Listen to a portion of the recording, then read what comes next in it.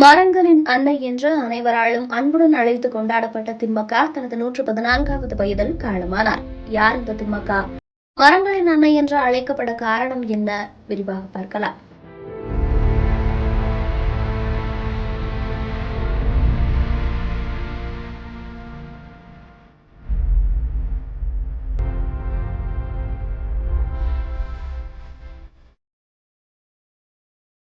சுற்றுச்சூழலுக்காக பாடுபட்டு பலரது அன்பை பெற்ற சுற்றுச்சூழல் போராளியும் மரங்களின் அன்னை என்று அன்புடன் அழைக்கப்பட்டவருமான சாலுமரதா திம்மக்கா பெங்களூருவில் தனது 114வது வயதில் காலமானார். அவரது மறைவுக்கு அரசியல் தலைவர்கள் மற்றும் சமூக ஆர்வலர்கள் பலரும் இரங்கல் தெரிவித்து வருகின்றனர். கர்நாடக முதல்வர் சித்தராமையா திம்மக்காவின் மறைவுக்கு இரங்கல் தெரிவித்துள்ளார்.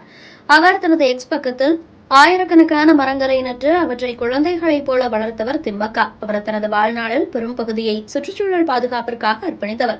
இன்று திம்மக்கா அவர்கள் நம்மை விட்டு பிரிந்தாலும் அவரது சுற்றுச்சூழல் மீதான காதல் அவரை அழியாதவராக ஆக்கியுள்ளது. அவருக்கு எனது அஞ்சலிகள் என்று பதிவிட்டுள்ளார். கர்நாடக மாநிலம் ராம்நகர் மாவட்டம் குளிகள் கிராமத்தைச் சேர்ந்த திம்மக்காவுக்கு சொந்தமாக குழந்தைகள் இல்லை. அவர் குளிகள் குதூர் இடையேயான சாலையில் 400க்கும் மேற்பட்ட ஆழமர கன்றுகளை நட்டு அவற்றை தன் குழந்தைகளாக வளர்த்து பராமரித்தார். இதனாலேயே கன்னட மக்களால் அவர் சாலுமரத திம்மக்கா என்று பேரன்புடன் அழைக்கப்பட்டு வந்தார். கர்நாடகம் மட்டுமல்லாமல் இந்தியாவின் பல்வேறு பகுதிகளில் 1,00,000க்கும் அதிகமான மரங்களை நட்டு வளர்ப்பதில் அவர் மாபெரும் பங்களிப்பை செய்திருக்கிறார். திம்மக்காவின் மகத்தான சேவையை பாராட்டி அவருக்கு பல உயரிய விருதுகள் வழங்கப்பட்டிருக்கின்றன.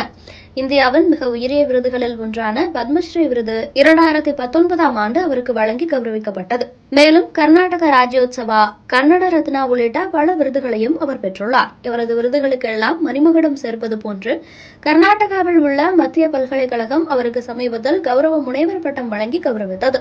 பல்கலைக்கழகத்தின் துணைவேந்தர் HM மல்லேஸ்வரையா அவரது வீட்டிற்கே வந்து பட்டத்தை வழங்கிய போது அதை பெற்றுக்கொண்ட திம்மக்கா, இந்த பட்டத்தை சுற்றுச்சூழலுக்காக பாடுபடும் அனைத்து பெண்களுக்கும் சமர்ப்பிக்கிறேன் என்று நிகழ்ச்சியுடன் கூறியது குறிப்பிடத்தக்கது. திம்மக்காவின் மரணம் பலரையும் கண்ணீரில் ஆழ்த்தியுள்ளது. இவரது மரணத்திற்கு சமூக ஆர்வலர்கள் மற்றும் பல்வேறு தலைவர்களும் இரங்கல் தெரிவித்து வருகின்றனர்.